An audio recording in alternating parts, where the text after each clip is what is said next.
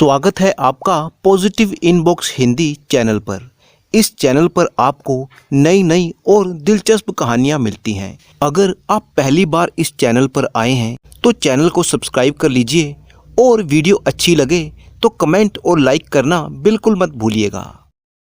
सदियों पुरानी बात है, जब बंगाल में एक सौदागर रहता था। सौदागर के परिवार में उसकी पत्नी और 3 बेटियां थी। उसका व्यापार दूर दूर तक फैला हुआ था। सौदागर के पास 12 समंदर के जहाज थे और इन समुद्री जहाजों पर वो अपना माल लाद कर दूसरे देशों में बेचने के लिए भेजा करता था, जिसकी उसे अच्छी कीमत मिल जाती। सौदागर की जिंदगी बड़ी अच्छी चल रही थी, लेकिन किस्मत को शायद ये मंजूर नहीं था और सौदागर के बुरे दिन शुरू हो गए। सौदागर की पत्नी अचानक बीमार हो गई और बीमारी से उसकी मौत हो गई। सौदागर के सारे समुद्री जहाज एक एक करके डूब गए। उन जहाजों पर जो माल लदा हुआ था वो भी डूब गया और सौदागर बेचारा पैसे पैसे को मोहताज हो गया। सौदागर के दोस्तों ने जब उसका ऐसा बुरा हाल देखा तो वो भी उसका साथ छोड़ गए। कहते हैं ना, मुसीबत में तो परछाई भी आपका साथ छोड़ देती है। यही हालत उस बेचारे सौदागर की हुई। बेचारा सौदागर अब नगर को छोड़कर एक छोटे से गांव में जाकर बस गया। एक दिन सौदागर ने अपनी 3 बेटियों को अपने पास बिठाया और कहने लगा, प्यारी बेटियों, हम सब पर मुसीबतों का पहाड़ टूट पड़ा है। तुम तो देख ही रही हो कि नौकर चाकर तो अब है नहीं जो घर का कामकाज करते। हमारी हालत देखकर वो भी साथ छोड़ चुके हैं। अब तो खाना बनाना, साफ सफाई करना, ये सब काम तुम 3 बहनों को ही मिलकर करने पड़ेंगे। 2 बड़ी बहनों ने जब अपने पिता की ये बात सुनी तो वो त्योरियां चढ़ाकर कहने लगी, बाबा, हमसे ये घर का कामकाज नहीं होगा। लेकिन सौदागर की छोटी बेटी, जिसका नाम गुलाबी था, वो बहुत ही समझदार और सुलझी हुई लड़की थी। उसने अपने पिता को तसल्ली देते हुए कहा, बाबा, आप दिल छोटा ना करें और कोई फिक्र ना करें। घर का सारा काम मैं अपने आप कर लूंगी। अब हुआ ये कि सौदागर की दोनों बड़ी लड़कियां हाथ पर हाथ धरे हुए बैठी रहती, जबकि सबसे छोटी लड़की गुलाबी घर का सारा काम किया करती। बेचारी कपड़े धोती, बर्तन मांजती, साफ सफाई करती और फिर रात को सबको खाना खिलाकर थक कर सो जाती। इसी तरह से कई महीने बीते और फिर ईश्वर की मर्जी ऐसी हुई कि एक दिन सौदागर को खबर मिली कि उसके 3 जहाज डूबे नहीं थे, बल्कि समंदर में जबरदस्त तूफान आ जाने की वजह से वो भटक गए थे और सही समय पर वापस नहीं पहुंच सके। लेकिन अब वो जहाज बंदरगाह पर लंगर डाले खड़े थे। उन जहाजों पर लाखों रुपए का सामान लदा हुआ था और वो सामान बहुत ही कीमती था। सौदागर ने जब ये खबर सुनी तो खुशी से फूला ना समाया। उसने ये खबर अपनी 3 बेटियों को बताई और कहने लगा, प्यारी बेटियों, भगवान ने हमारे मुसीबत के दिन अब खत्म कर दिए हैं। मैं शहर जा रहा हूँ। हमारे 3 जहाज वापस लौट आए हैं और उन पर लाखों रुपए का माल लदा हुआ है। अब मैं वो माल बेचने के लिए शहर जा रहा हूँ। तुम बताओ कि वहां से तुम्हारे लिए क्या क्या तोहफा लेकर आऊं। बड़ी लड़की ने कहा, पिताजी, आप मेरे लिए सोने का एक खूबसूरत हार लेकर आइएगा जिसमें मोती जड़े हुए हों। मंझली लड़की ने कहा, पिताजी, मुझे तो नीले रंग की रेशमी साड़ी चाहिए जिस पर सफेद झिलमिल करते हुए सितारों का काम हुआ हो। सौदागर की सबसे छोटी बेटी गुलाबी ने कहा, पिताजी, मुझे तो इस बात की खुशी है कि ईश्वर ने हमारे 3 जहाज डूबने से बचा लिए और वो सामान समेत हमें वापस मिल गए। बस आप शहर जाकर वो सामान बेचिए और ठीक ठाक घर वापस आ जाइए। मुझे और कुछ नहीं चाहिए। लेकिन सौदागर ने अपनी बेटी को प्यार करते हुए कहा, नहीं बेटी, तुम भी कुछ मंगवाओ। तब गुलाबी ने थोड़ी देर के लिए सोचा और फिर बोली, अच्छा पिताजी, अगर आपकी खुशी इसी में है तो फिर आप मेरे लिए एक गुलाब का फूल लेकर आइएगा जिसकी भीनी भीनी महक से मेरा दिल खुश हो जाएगा। दूसरे दिन सौदागर ईश्वर का नाम लेकर शहर के लिए रवाना हो गया। शहर पहुंचने के बाद सौदागर ने अपना सारा माल शहर की मंडी में बेच दिया और लाखों रुपए का मुनाफा कमा लिया। जब सारा माल बिक गया और सौदागर को समय मिला तो वह बाजार में अपनी बेटियों के लिए उपहार खरीदने के लिए गया। सबसे पहले उसने अपनी बड़ी बेटी के लिए सोने का हार खरीदा। उसके बाद अपनी मंझली बेटी के लिए रेशमी साड़ी खरीदी। अब सौदागर अपनी सबसे छोटी बेटी के लिए गुलाब का फूल खरीदने के लिए बाजार में घूमने लगा। लेकिन अजीब बात यह थी कि सारा दिन ढूंढने के बाद भी बाजार में उसे गुलाब का फूल नहीं मिला। अगले दिन सौदागर ने फिर से बाजार में गुलाब का फूल ढूंढने की कोशिश की, पर शाम होते होते आसमान में काले काले बादल गहरा गए और फिर मूसलाधार बारिश होने लगी। सौदागर बारिश से बचने के लिए इधर उधर कोई आसरा ढूंढने लगा, मगर हर तरफ सन्नाटा छाया हुआ था। ढूंढते ढूंढते सौदागर को कुछ ही दूरी पर एक आलीशान मकान नजर आया। सौदागर भागता हुआ वहां पर पहुंचा। वो मकान इतना ऊंचा था कि मानो आसमान से बातें करता हो। बारिश से बचने के लिए सौदागर इस मकान के अंदर दाखिल हो गया। सौदागर जब मकान के अंदर पहुंचा तो देखता क्या है कि एक बहुत बड़े कमरे में कीमती कालीन बिछी हुई थी। कई पलंग वहां पर पड़े हुए थे। सौदागर वहां पर आराम से बैठ गया और सोचने लगा, लगता है ये किसी राजा महाराजा का महल है। सौदागर करीब 1 घंटे तक वहां पर बैठा रहा, लेकिन बारिश थी कि वो थमने का नाम ही नहीं ले रही थी। अब तो सौदागर को भूख भी सताने लगी थी। अचानक उसने क्या देखा कि उसके सामने एक मेज पर कई तरह के पकवान सजे हुए थे। उन पकवानों की खुशबू से सौदागर की भूख और भी तेज हो गई। बस फिर क्या था, सौदागर ने पेट भरकर खाना खाया और ईश्वर का धन्यवाद किया। इतने में बारिश बंद हो चुकी थी। अब सौदागर सोचने लगा कि अगर मकान का मालिक मिल जाता तो मैं उसे धन्यवाद करता। सौदागर ने उस मकान का कोना कोना छान मारा, लेकिन वहां पर उसे कोई आदमी तो क्या, कोई परिंदा भी नहीं मिला। इस बात पर सौदागर बड़ा ही हैरान हुआ और फिर आखिरकार वो निराश होकर बाहर निकलने के लिए दरवाजे की तरफ बढ़ा। जैसे ही वो दरवाजे से बाहर निकला तो दरवाजे के दाईं तरफ उसने देखा कि एक छोटा सा बागीचा था, जिसमें तरह तरह के फूल लगे हुए थे। एक जगह पर गुलाब के फूल भी लगे हुए थे। सौदागर गुलाब के फूलों को देखकर खुशी से उछल पड़ा और वह लपक कर वहां पर पहुंच गया। अभी वो गुलाब का फूल तोड़ने ही वाला था कि अचानक उसे अपने पांव के नजदीक एक सांप दिखाई दिया। सांप को देखते ही सौदागर उछलकर पीछे हट गया और फिर वो सांप आदमी की आवाज में बोलने लगा, क्यों भाई सौदागर, भलाई का बदला तुम बुराई से दे रहे हो। मैंने तुम्हारे लिए अपने महल के दरवाजे खोल दिए और तुम अब जाते जाते मेरे बगीचे से फूल तोड़ना चाहते हो। सौदागर घबरा गया कि एक सांप आदमी की आवाज में कैसे बोल रहा था। उसने अपने आप को संभाला और जवाब दिया, नहीं नहीं नागराज, ऐसी बात नहीं है। मैंने तो इस मकान के मालिक को ढूंढने की बड़ी कोशिश की, सारे कमरे छान मारे, लेकिन मुझे वहां पर कोई भी नहीं मिला। और जहां तक बात इस फूल की है, तो मेरी सबसे छोटी बेटी को एक गुलाब का फूल चाहिए था। अगर ये फूल आप मुझे दे दें तो बड़ी मेहरबानी होगी। नागराज ने सौदागर की बात काटते हुए कहा, बस भाई सौदागर, ज्यादा बढ़ चढ़कर बातें मत बनाओ। मैं जानता हूँ कि तुम्हारी 3 बेटियां हैं और उनमें से सबसे छोटी बेटी ने तुम्हें गुलाब का फूल लाने को कहा है। अब तुम ऐसा करो कि अपनी सबसे छोटी बेटी को मेरे पास लेकर आओ। वो मेरे साथ इस महल में ही रहेगी।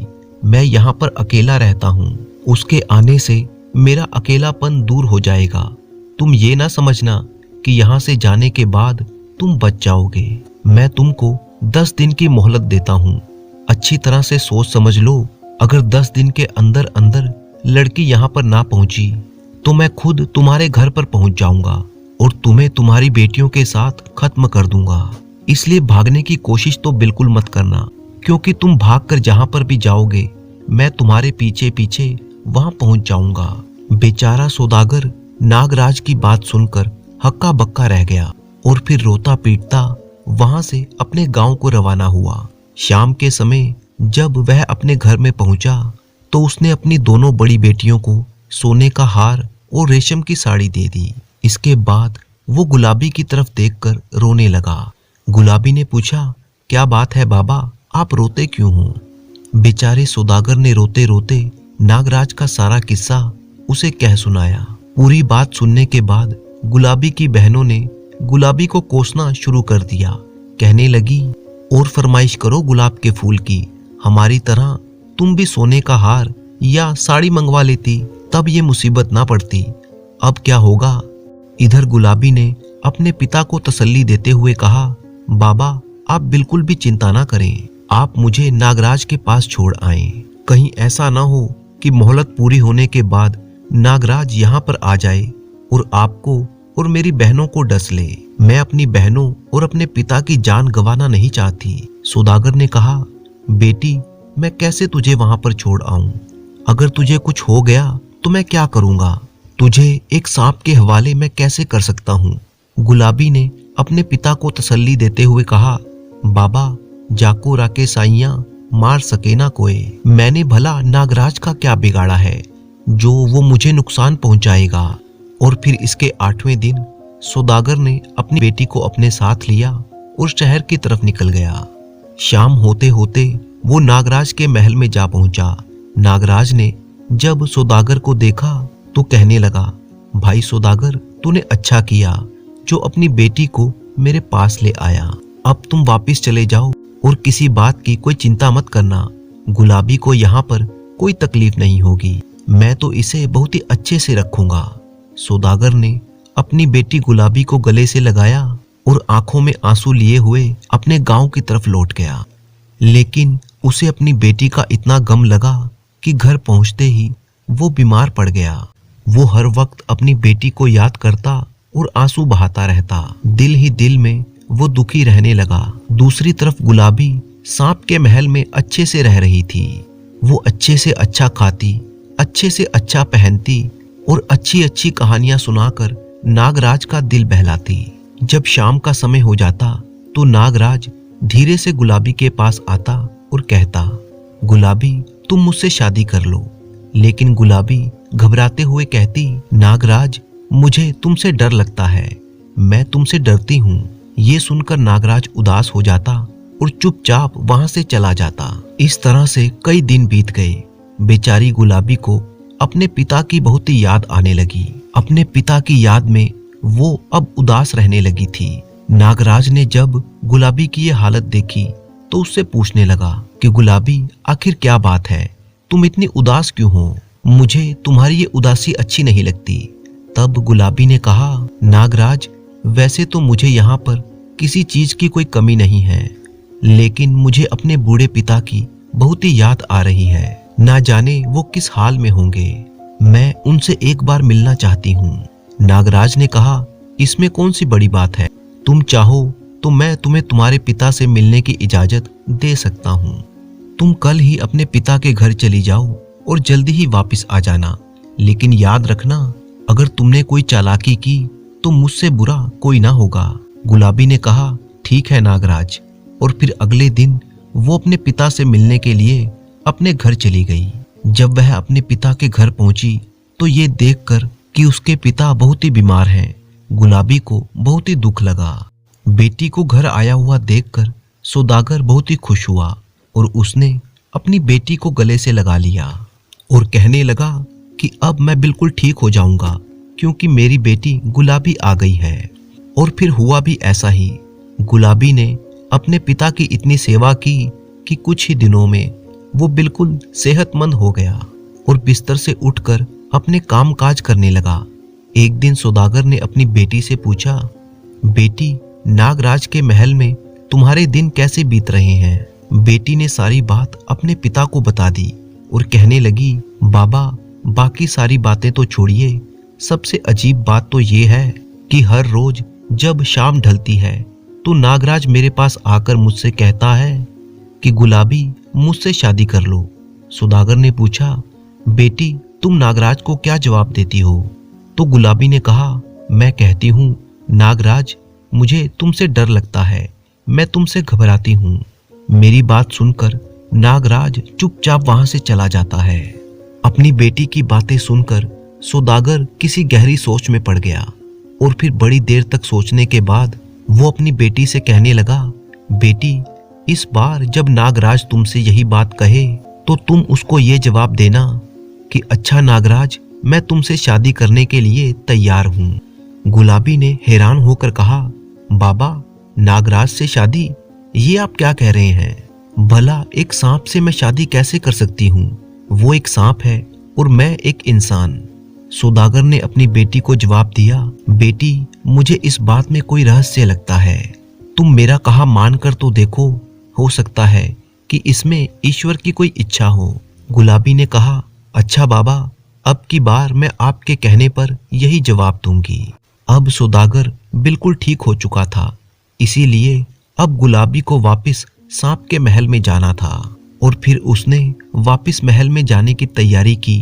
अपनी बहन और अपने पिता से मिली और लौटकर महल वापस चली गई। जब नागराज ने उसे देखा तो कहने लगा, आ गई गुलाबी, तुम्हारे पिता कैसे हैं? गुलाबी ने कहा, हाँ वो ठीक हैं, पहले वो बीमार थे, अब वो ठीक हो गए तो मैं वापस आ गई। आखिर मैंने तुमसे वादा जो किया था। और फिर जब शाम ढलने लगी तो नागराज गुलाबी के पास आया और धीरे से कहने लगा, गुलाबी, तुम मुझसे शादी कर लो। पहले तो गुलाबी कुछ हिचकिचाई, लेकिन फिर उसे अपने पिता की कही हुई बात याद आई और वो हिम्मत करके बोली, अच्छा नागराज, मैं तुमसे शादी करने को तैयार हूँ, अब तो तुम खुश हो?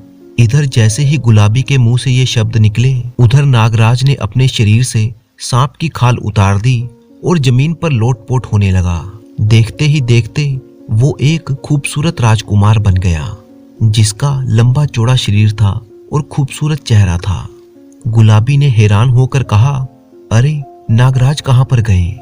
तो राजकुमार ने मुस्कुराकर जवाब दिया, बात यह है गुलाबी कि वो सांप मैं ही हूँ। ये करीब 10 साल पहले की बात है, जब मैं एक राजकुमारी के स्वयंवर में गया था और स्वयंवर की शर्त ये थी कि राजकुमारी उस लड़के को अपना दूल्हा बनाएंगी जो जंगल में जाकर सबसे अनोखे तरीके से निशाना लगाएगा।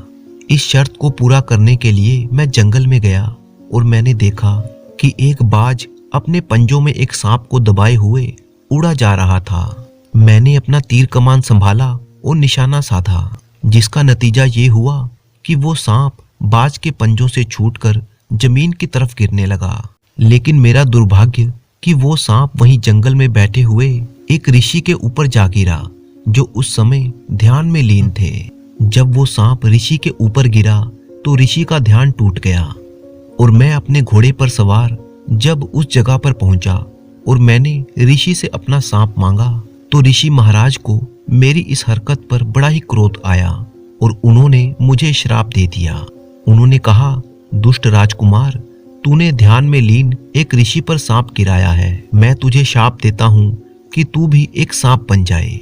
उनका श्राप सुनकर मैं डर के मारे कांपने लगा और फिर ऋषि के पैरों में गिर गया, उनसे माफी मांगने लगा और मैंने ऋषि को सारी बात बताई कि जो कुछ भी हुआ वो अनजाने में हुआ, क्योंकि राजकुमारी के स्वयंवर की शर्त इसी तरह की थी और ये सब मैंने राजकुमारी से शादी करने के लिए किया था। मेरी बात सुनकर ऋषि का क्रोध कुछ कम हुआ तो उन्होंने कहा, राजकुमार, मेरा श्राप बेकार तो नहीं जा सकता, सांप तो तुम्हें बनना ही पड़ेगा, पर मैं तुम्हें इस श्राप से मुक्त होने का एक उपाय बता सकता हूँ और वो ये है कि सांप बनने के बाद जिस दिन कोई लड़की अपनी इच्छा से तुमसे शादी करने को तैयार हो जाएगी, उसी दिन तुम इस श्राप से मुक्त हो जाओगे और फिर से राजकुमार बन जाओगे।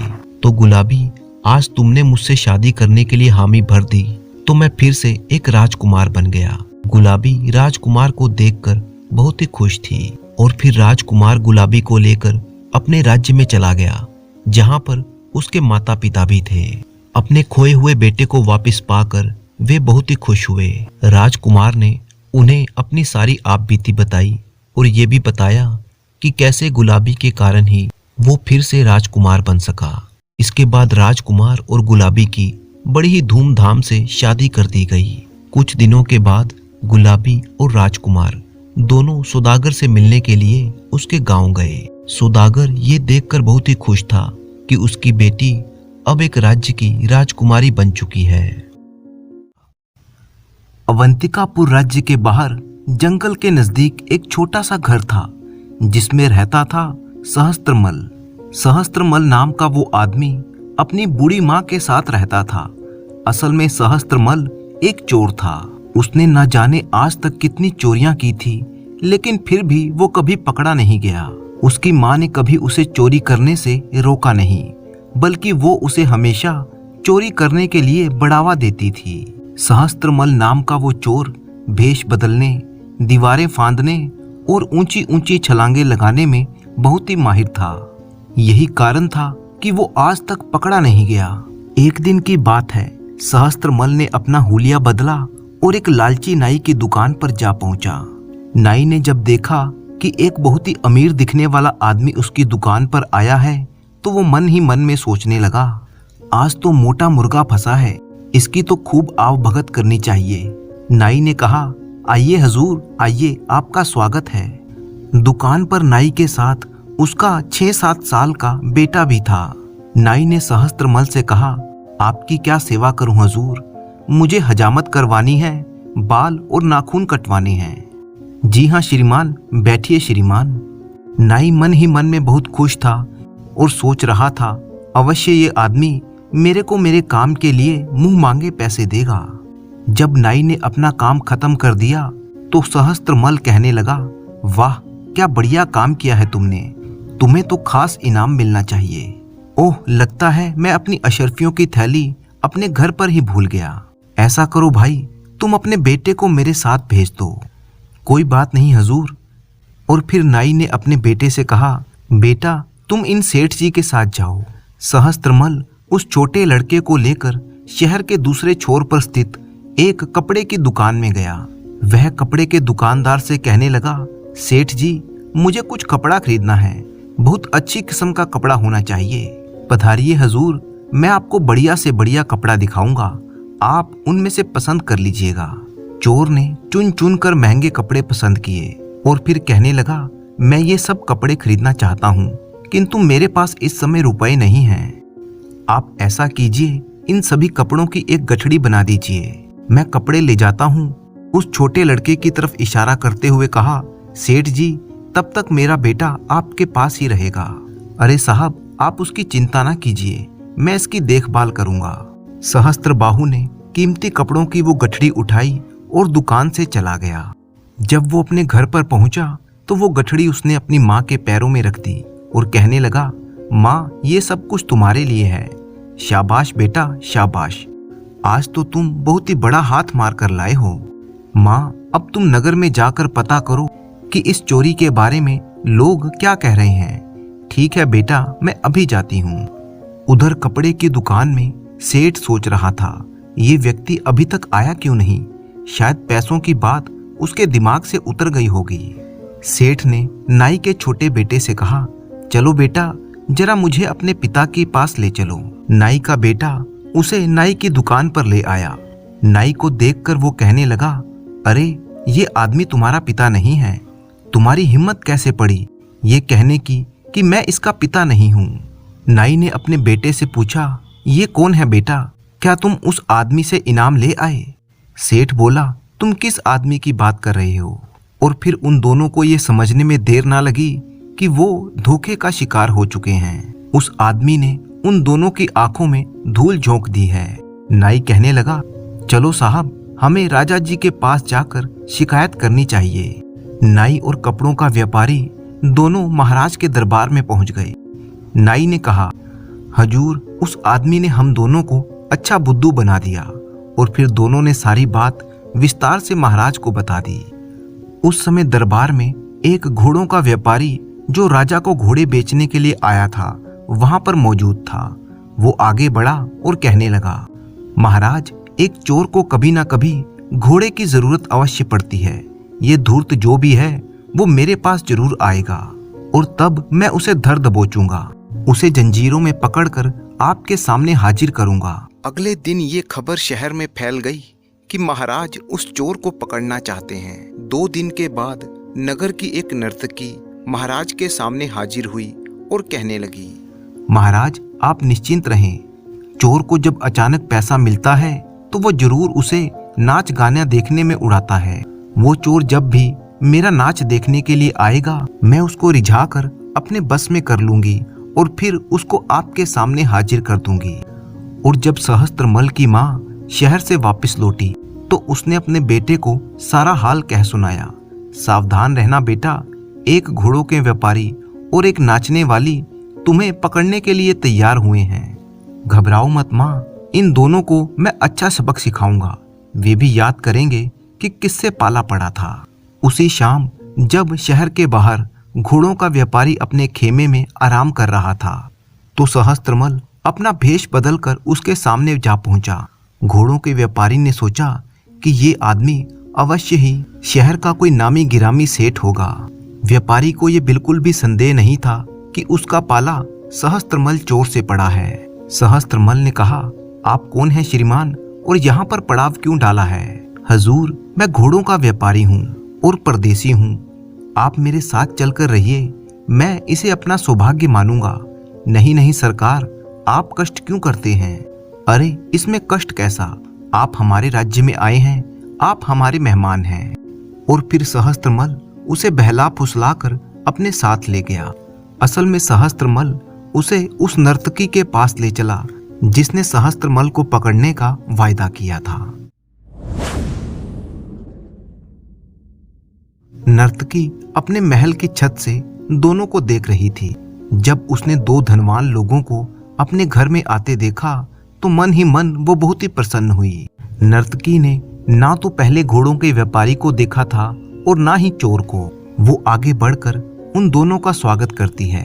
सहस्त्रमल फौरन उसे एक तरफ ले गया और बड़ी ही धीमी आवाज में उससे कहने लगा, मेरा ये मित्र बहुत ही पैसे वाला और उदार है।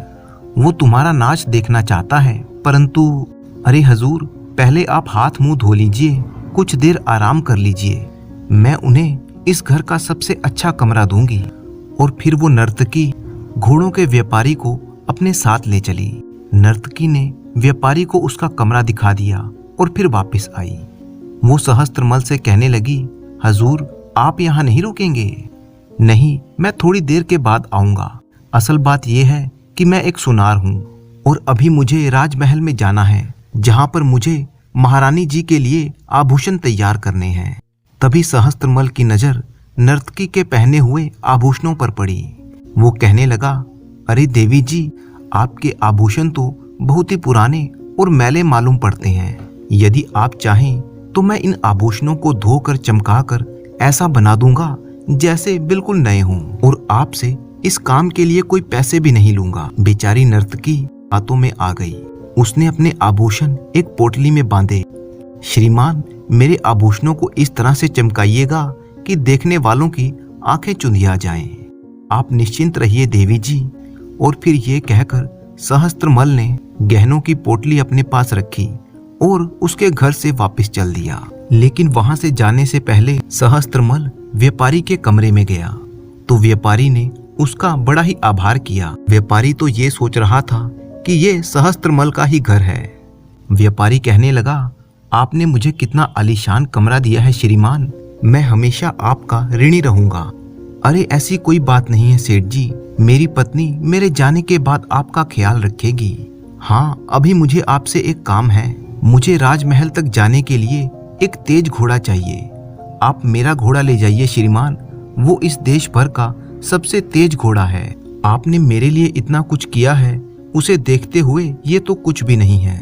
और फिर इस तरह से वे दोनों जो चोर को पकड़ने के लिए चले थे, स्वयं चोर की चाल का शिकार हो गए। सहस्त्रमल ने व्यापारी का घोड़ा लिया। घोड़े को सरपट दौड़ाता हुआ वो वहां से चला गया। घर पहुंचकर सहस्त्रमल ने जेवर और घोड़ा अपनी माँ को भेंट किया। माँ, ये उस नर्तकी के जेवर हैं और घोड़ों के व्यापारी का ये घोड़ा है। ये सब तुम्हारे लिए है माँ। वाह मेरे बेटे, मुझे तुम पर बहुत ही गर्व है। माँ, कल सुबह ही तुम नगर में जाकर मालूम करना कि इस बारे में लोगों में क्या चर्चा हो रही है। इसी बीच व्यापारी और नर्तकी दोनों को ही ये पता चल चुका था कि वे चोर के द्वारा ठगे गए हैं। वे दोनों राजा के पास पहुंचे और फिर उन दोनों ने महाराज को सारी बात विस्तार से बता दी। महाराज ने उसी समय कोतवाल को बुलाया और कहा, ये चोर तो बड़ा ही दुस्साहसी है। मैं उस चोर को पकड़ने के लिए तुम्हें 5 दिन का समय देता हूँ। महाराज, वो बदमाश मुझसे बचकर नहीं जा सकता। पहले की तरह से ही सहस्त्रमल को अपनी माँ से ये बात मालूम हुई। सहस्त्रमल की माँ कहने लगी, बेटा जरा चौकन्ना रहना, नगर के कोतवाल ने तुम्हें पकड़ने का बीड़ा उठाया है। चिंता ना करो माँ, कोतवाल को ऐसा पाठ पढ़ाऊंगा कि उसे छठी का दूध याद आ जाएगा। उसी शाम को सहस्त्रमल ने अपना भेष बदला और एक जुए के अड्डे पर जा पहुंचा। उसे मालूम था कि नगर का कोतवाल उस जुए के अड्डे पर अक्सर आता जाता रहता है। जब सहस्त्रमल जुए के अड्डे के अंदर दाखिल हुआ तो कोतवाल वहां पर पहले से ही मौजूद था और वो जुआ खेल रहा था। सहस्त्रमल उसके नजदीक गया और कहने लगा, लोग कहते हैं कि आप यहाँ के सबसे कुशल खिलाड़ी हैं, तो हजूर क्या आप मेरे साथ खेलेंगे? मैं कभी खेल से पीछे नहीं हटता, लेकिन तुम्हें पहले से ही बता दूं कि मैं बहुत ही ऊंचा खेल खेलता हूँ। सहस्त्रमल असल में एक बहुत ही पहुंचा हुआ जुआरी था, इसीलिए कोतवाल को अपना सारा धन हारते हुए देर ना लगी। हारने के बाद कोतवाल खींच कर कहने लगा, अरे तुम्हारा भाग्य तुम्हारा साथ दे रहा है, किंतु अभी मैं हारा नहीं हूँ, मेरे पास मेरी ये अंगूठी है। सहस्त्रमल मन ही मन में सोचने लगा, वही तो चाहिए मुझे। और फिर उसने कहा, तब फिर देर किस बात की, अपनी अंगूठी दांव पर लगाइए। और बदकिस्मत कोतवाल अपनी अंगूठी भी हार गया। तभी एक सिपाही वहां पर आया। उसने कोतवाल से कहा, महाराज ने आपको तुरंत राजमहल में बुलाया है।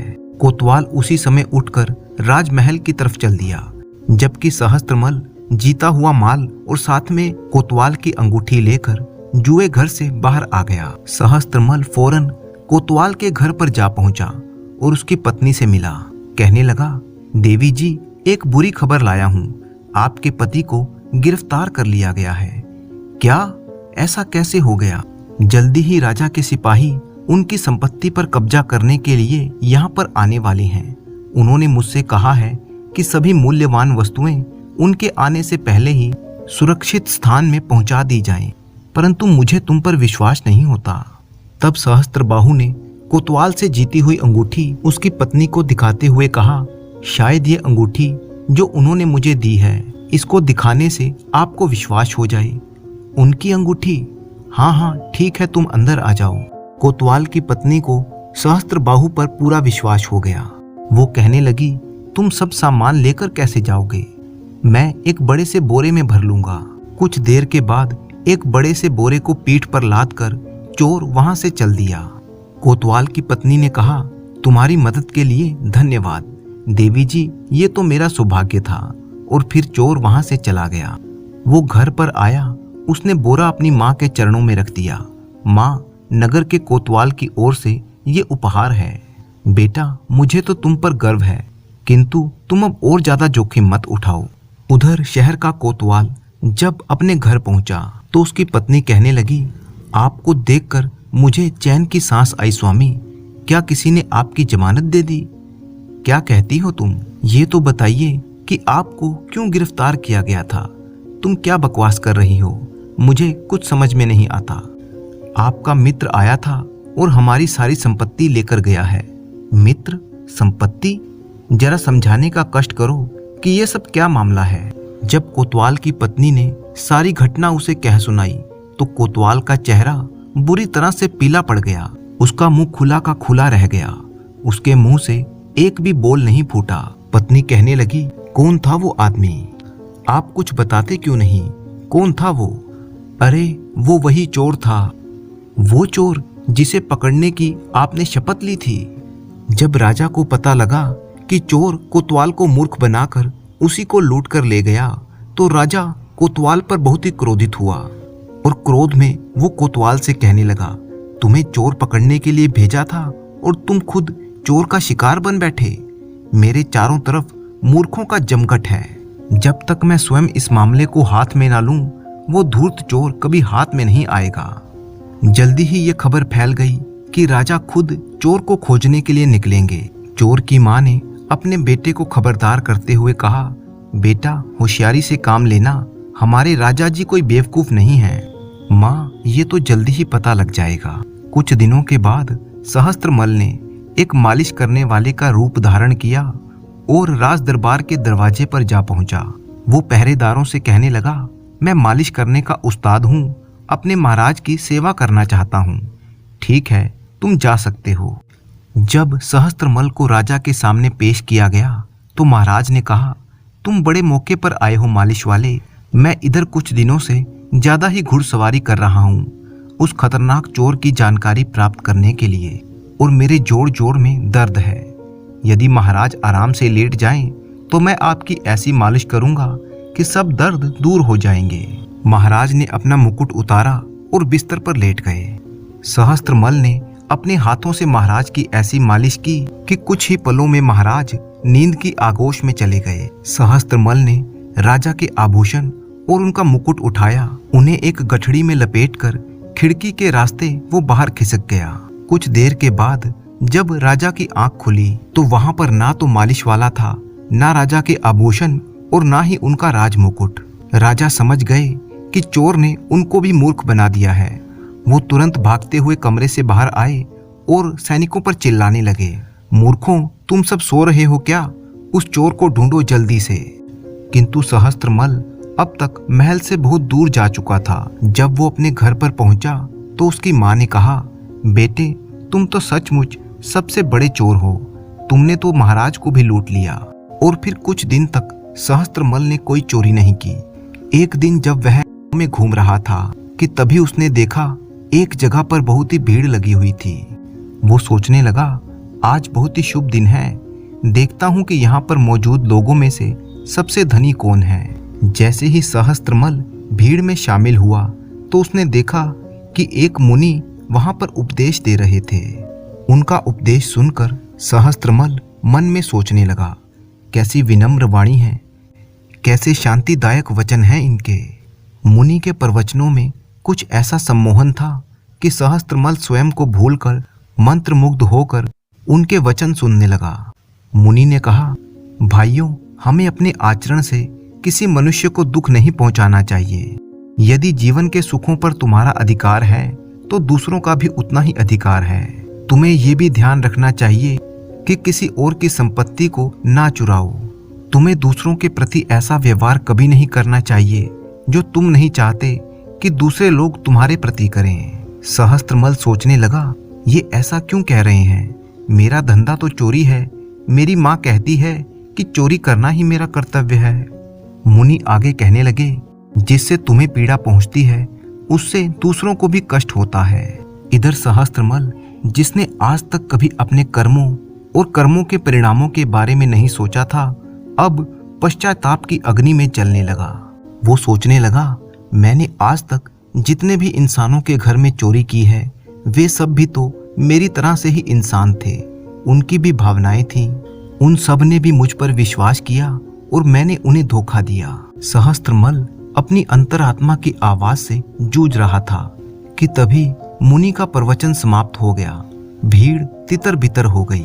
वह दौड़कर मुनि के चरणों में गिर गया और फिर बड़े ही शर्म से उसने मुनि को अपनी सारी राम कहानी कह सुनाई और हाथ जोड़कर कहने लगा, मुनि, आपके शब्दों ने मेरे हृदय को परिवर्तित कर दिया है, किंतु मैं ऐसा क्या करूं कि मेरे पिछले पाप धुल जाएं। यदि तुम्हें वास्तव में पश्चाताप है तो तुम वही करो जैसा मैं तुम्हें कहता हूँ। अगले दिन वही मुनि राजमहल में भी प्रवचन देने के लिए आए थे। स्वयं महाराज उनका प्रवचन सुन रहे थे। प्रवचन देने के बाद महाराज ने कहा, मुनि, आप हमारे राज्य के सबसे अधिक ज्ञानी व्यक्ति हैं, परंतु आप तो जानते ही हैं कि पिछले कई दिनों से एक चोर ने हमारी नाक में दम कर रखा है। उसी की वजह से हमारा मन अशांत रहता है। तब मुनि ने अपने साथ आए हुए चोर सहस्त्रमल की तरफ इशारा किया। महाराज, ये रहा वो आदमी जिसने आपके मन को अशांत कर रखा है। ये देखकर महाराज हैरान रह गए। उन्होंने सैनिकों को आदेश दिया, सैनिकों, इसे गिरफ्तार कर लो। सहस्त्रमल महाराज के चरणों में गिर पड़ा। महाराज, आप जो भी दंड मुझे दें, मुझे स्वीकार है। मैं और मेरी माँ वो सभी सामान लेकर आए हैं जो मैंने कभी चुराया था। आप इस सामान को इनके असली मालिकों के पास पहुंचा दीजिए, क्योंकि तुमने अपनी इच्छा से आत्मसमर्पण किया है और तुम्हें अपने किए पर पछतावा है। साथ ही मुनि महाराज ने इस काम में मध्यस्थता की है, इसीलिए मैं तुम्हें क्षमा करता हूँ सहस्त्रमल, और तुम्हारे नए जीवन के लिए तुम्हें शुभकामनाएं देता हूँ। धन्यवाद महाराज। और फिर उस दिन के बाद से सहस्त्रमाल और उसकी माँ ने अपना बाकी जीवन बड़ी ही शालीनता और पवित्रता के साथ बिताया। तो दोस्तों, मुझे पूरी उम्मीद है कि आपको ये कहानी बहुत ही पसंद आई होगी। इसी तरह की दिलचस्प कहानियां सुनने और देखने के लिए चैनल को सब्सक्राइब कर लीजिए, वीडियो को लाइक कीजिए और कमेंट करना बिल्कुल मत भूलिएगा। तो मिलते हैं आपसे अगली कहानी में।